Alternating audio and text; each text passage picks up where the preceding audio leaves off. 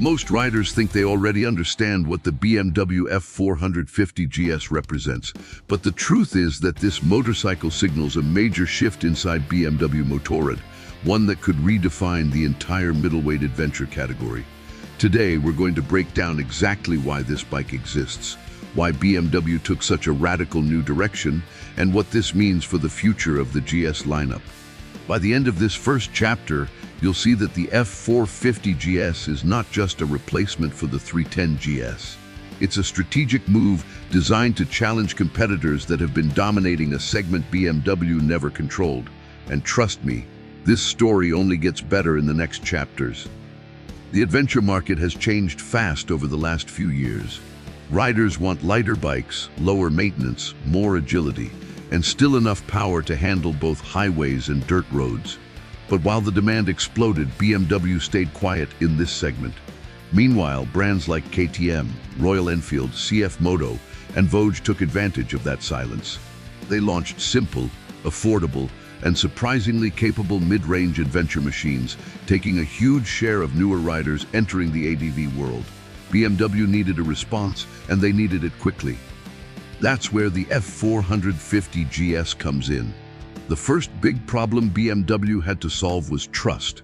Many riders felt the 310 GS didn't feel like a true GS. It lacked the torque, the confidence, and the rugged personality that define BMW's adventure identity.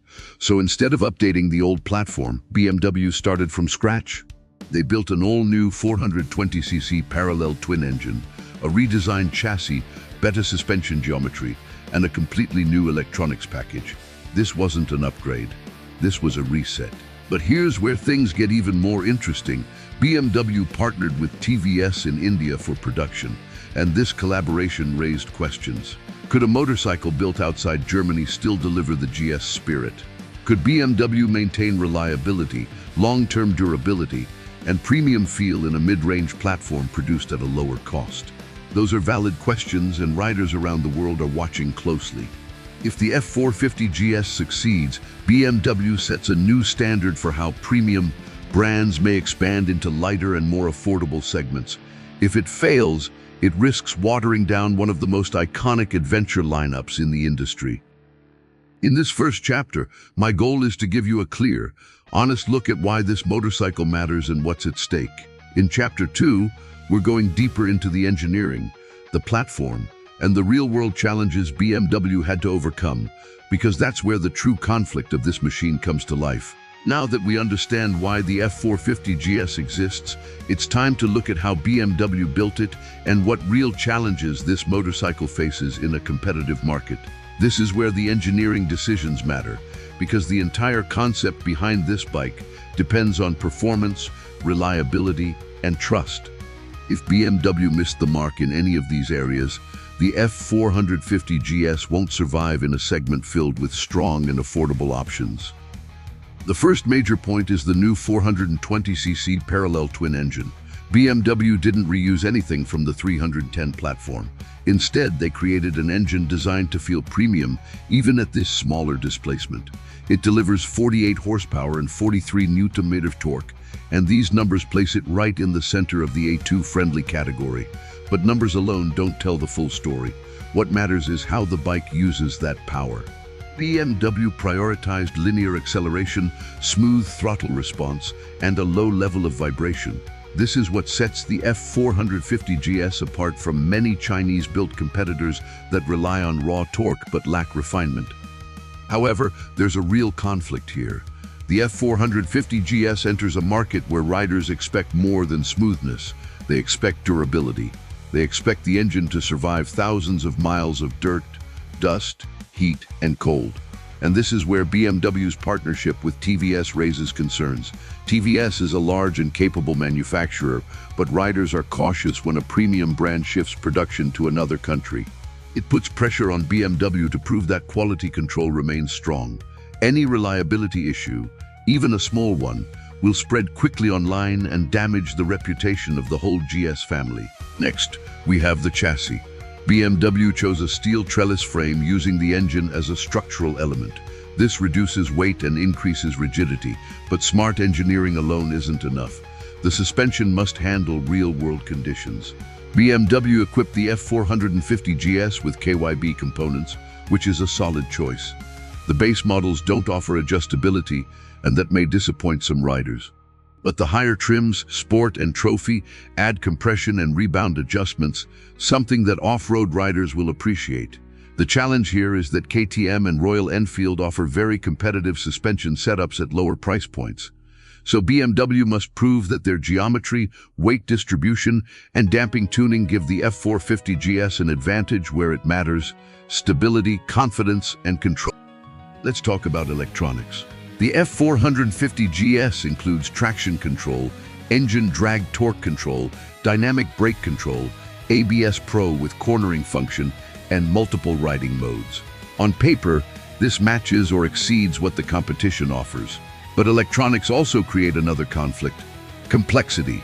More systems mean more sensors, more diagnostic requirements, and potentially more maintenance for the owner. Riders in this segment want simplicity and reliability. BMW must find the balance between premium features and practical durability. If the electronics become intrusive, glitchy, or hard to calibrate, they can turn into a liability. Finally, there's the financial conflict. The F450 GS costs more than many of its rivals. And while the BMW badge carries weight, buyers still want value. They compare it to bikes that deliver strong performance at lower prices. BMW needs to justify every dollar by proving that the F450 GS rides better, feels better, and lasts longer. All of these points form the core conflict behind this motorcycle. In Chapter 3, we'll explore whether BMW actually succeeded and what this bike means for the future of the brand, and for riders considering it as their next adventure machine. After breaking down the engineering and the challenges behind the F450 GS, the real question is simple: did BMW actually succeed? The answer depends on what you expect from a middleweight adventure bike and how you measure value, performance, and long-term potential. BMW didn't build the F450 GS to dominate in raw numbers. It wasn't designed to beat the KTM 390 Adventure in price or to overpower the CFMOTO 450 MT in torque. Instead, BMW aimed at something more strategic, building the most refined and balanced entry-level GS the brand has ever made. And in that sense, the F450 GS delivers. Its engine may not be the strongest in the class, but it's smooth, predictable, and far more premium in feel than many rivals. The chassis is stable and planted, and the weight distribution gives new riders confidence without sacrificing agility. The suspension, especially on the Sport and Trophy trims, offers a level of control that matches more expensive models. What stands out most is the consistency of the riding experience. The bike feels cohesive: engine, chassis, electronics, and ergonomics working together. You don't get the rough edges or inconsistencies that often show up in emerging market adventure bikes. BMW spent more time refining than reinventing, and that decision shows. It's a motorcycle that aims to be trusted, not just admired on spec sheets. But the biggest test will be long-term reliability. Riders will put thousands of miles on these bikes across dirt, sand, gravel, and pavement. They'll drop them, ride them in extreme weather, and carry luggage on long trips. Only after that will we know if the partnership with TVS maintains the BMW standard. And this is where the future of the GS lineup becomes interesting.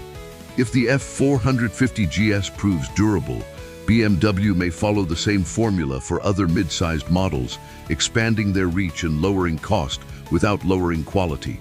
If it fails, BMW will be forced to rethink its global manufacturing strategy. There's also the question of identity. Adventure riders form a strong emotional connection with their machines. The F450 GS sits at a crossroads between tradition and innovation. It maintains the GS spirit: upright ergonomics, balanced handling, usable power, and real-world utility, but it brings a new kind of accessibility. It's a GS that anyone can ride, not just experienced adventurers. And for many riders, that's exactly what the market needed. From a buyer's perspective, the value question becomes clearer. If you want the cheapest option, this isn't your bike. If you want the most powerful engine, this also isn't your bike. But if you want refinement, maturity, predictability, and the feel of a premium brand at a lower entry point, the F450 GS is one of the strongest choices in the segment. BMW succeeded in delivering a motorcycle that feels authentic without being excessive. In the end, the F450 GS represents a new chapter for BMW. It's not just a replacement for the 310 GS, it's a statement. It's BMW saying they're ready to compete where they never dominated before. The real test will come when riders around the world put it through months of real use. But based on what we know today, BMW has built a machine that deserves attention. If you enjoyed this breakdown and want me to compare the F450 GS with another bike, like the KTM 390 Adventure or the CFMOTO 450 MT, just let me know. I can turn this into another full script whenever you need.